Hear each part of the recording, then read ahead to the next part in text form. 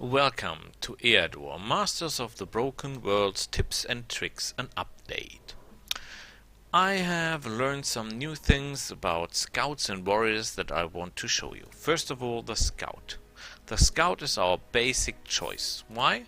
Because he is a good starting character as he has a very cost-effective ranged weapon and he's able to do the scouting more efficient than other characters could do. So for that reason, the scout is always the first hero we buy, except we're on worlds where scouts make no sense. These worlds are worlds that have reduced fortitude, stamina, if you know what I mean, dust worlds, or worlds that have too many woody areas where he cannot do damage with his bows. Or areas or shards where the equipment deteriorates too fast. Well, what does he need? He needs companions. Normally we go for barbarians. This time we'll go for swordsmen. Why? Swordsmen are better than barbarians because they live longer. I will show you that in a second. Yes, swordsmen are 3 gold more expensive than barbarians, but their stats are better. 1 point.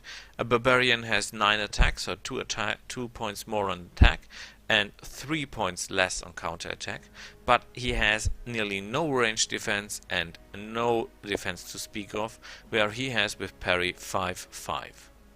And that's just the point. So, let's buy ourselves one of these. 1, 2, 3. So even if you are in a province that has not 14 gold to start with, this is a very good character. We go for... Oh, let's try that one. Just for demonstration purposes. Well, that's a very, very weak defense. Barbarian can do that too. But just for demonstration, we will send our swordsman in.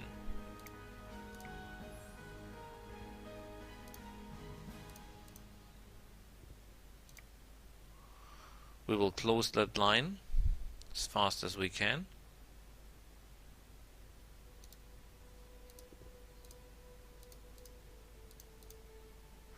So,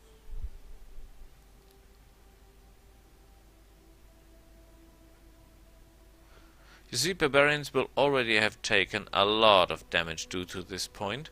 Our guys did not do that because we are better armored. And furthermore, oh, that was totally not nice. They're doing good damage. And they're perfect. And now comes the point. As his troops are not wounded so strong like barbarians, he can attack just again. Where other characters with barbarians would have to rest 1 turn, he can just attack the next round again because his troops are not wounded that much and will never be wounded that much. Because swordsmen have the longer breath. So, in combination with healers, swordsmen excel even more. As they lose fewer life than others, they will hold longer, survive longer, and do their job better than others do.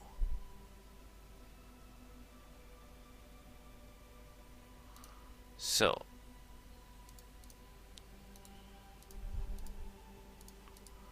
see?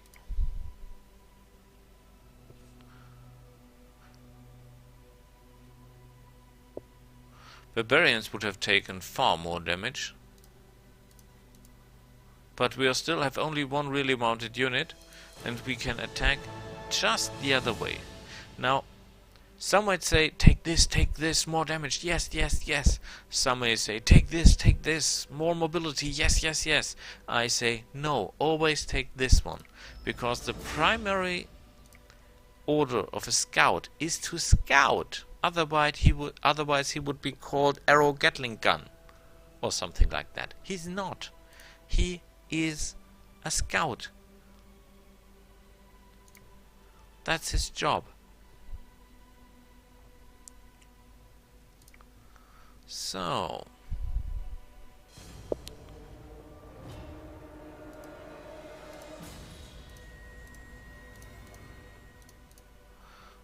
let's see what they have to offer.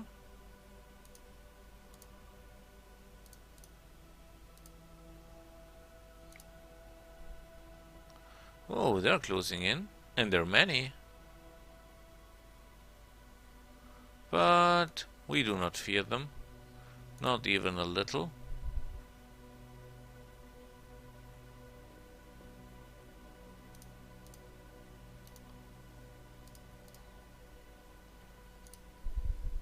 As we have swordsmen. Swordsmen can win you battles no other unit can do.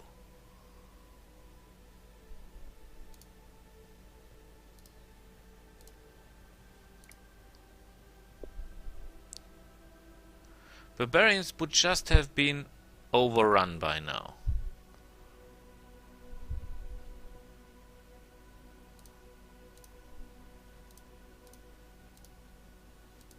But not other guys, our guys, no, you see, they still stand and they will win this battle for us. Furthermore, when you are up against, let's say, dwarves, for example, you would be really fucked with barbarians, because the dwarves have a very good defense when they stand on hills, and they have a very strong counterattack. But in this case, these guys just can stand, as they have the same counterattack ability as attack ability. You can just let them stand and let the enemy attack. This even saves stamina if necessary. See?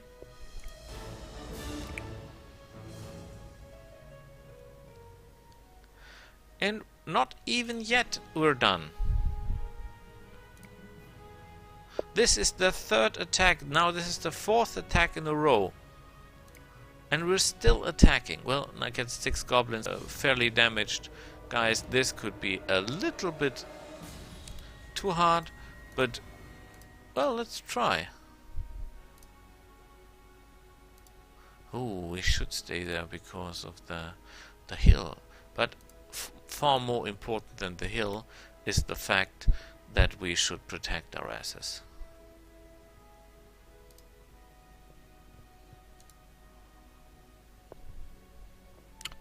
Goblins are horrible enemies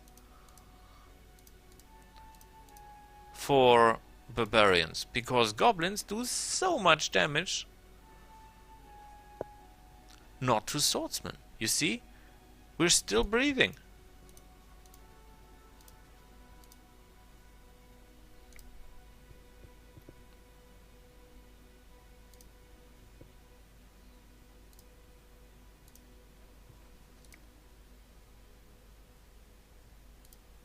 Oh, that was dumb. That was really not clever. I must admit that.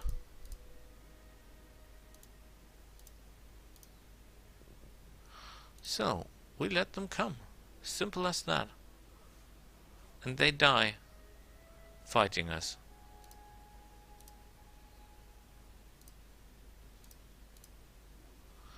See that? That's the stuff I'm talking about.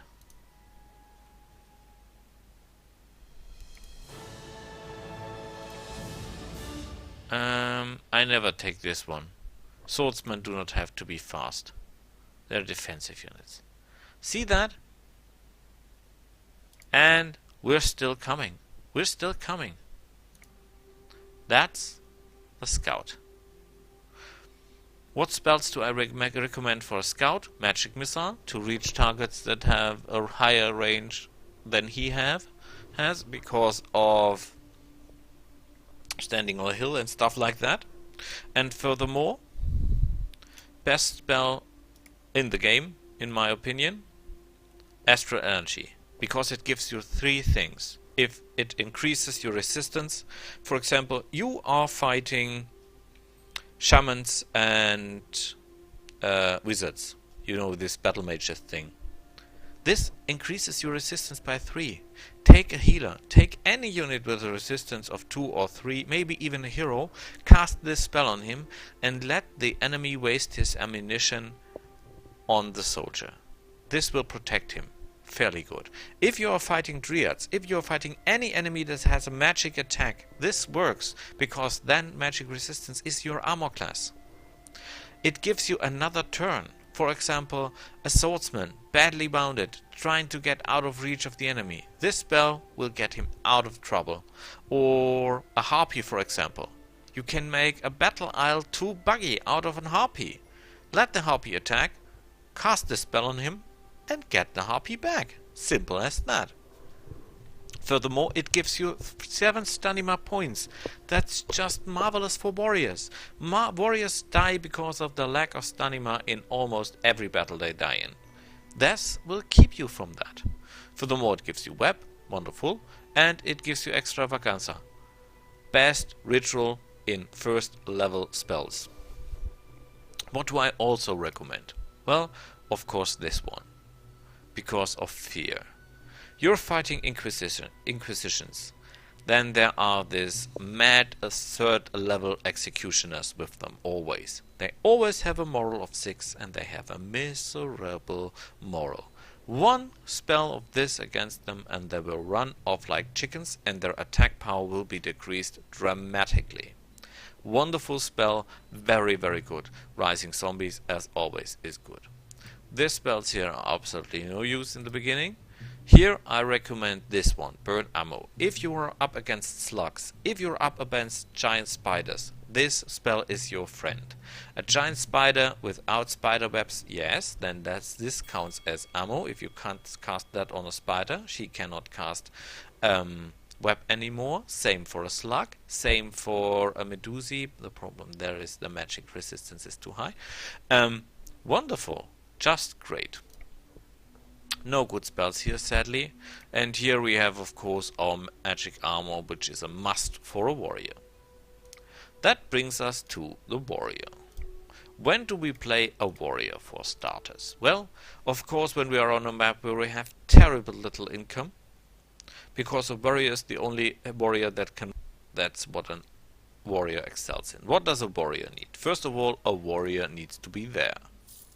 Second, a warrior should keep his troops with him, these little guys, because in the first fight he needs some help. Then we'll need the following things: a workshop and exploration first round.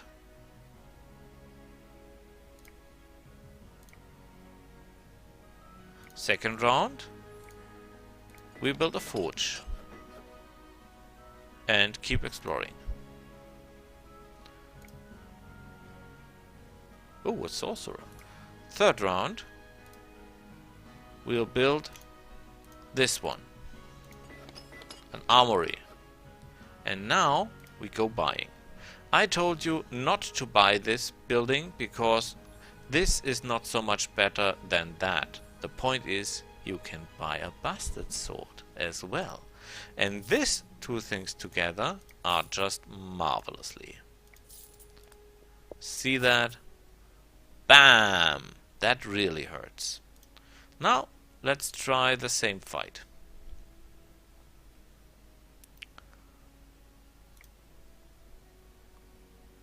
We're a little, but think of it, this guy works without much help. So now let them come.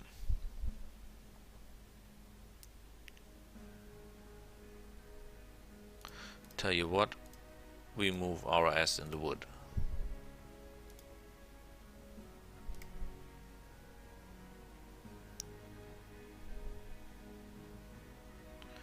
Ah, the hell. we beat them. So, pike. Yeah, I'm a potato, pike me, you farmer boy. Oh, he died. How horrible. You stand no chance, just admit it.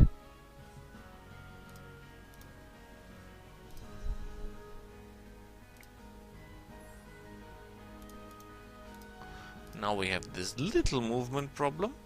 It's not bad that the farmer died. He would only have taken a piece for our warrior, because in the end the number of experience points is distributed between the survivors. So, you see, we're still working. So, the warrior is not as powerful as the scout in starting, but as soon as he gains one or two levels, he will be far better than others. And he can stand alone and crush his way through to the enemy shard with enemy base without problems. So that's my recommended start for warriors. What spells are important for warriors? Most important spell for warriors, as always, Astral Energy, because they need the stamina and the resistance. Second important spell, Magic Armor. Everything else is just fun. These two spells and you're good to go. So, what else can I tell you?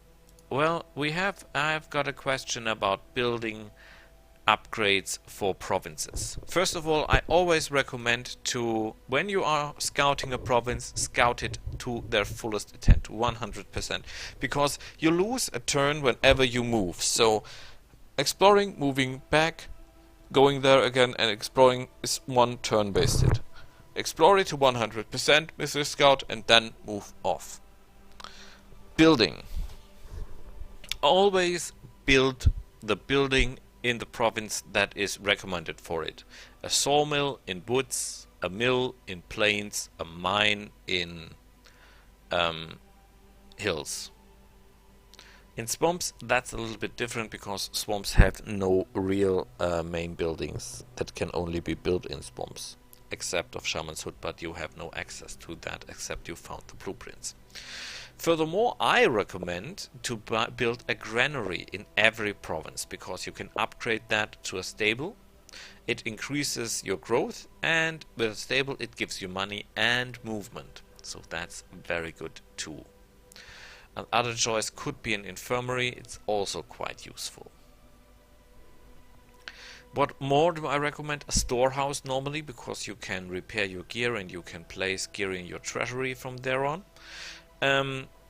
Some say it's better to build a pub, because you can upgrade that into a tavern and you upgrade that into an inn, and then you get some money out of it and it makes the people happy.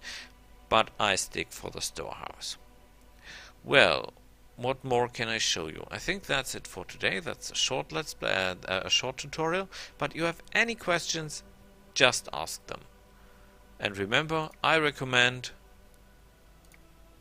Fear, very useful spell against nearly any target, as long as it's human.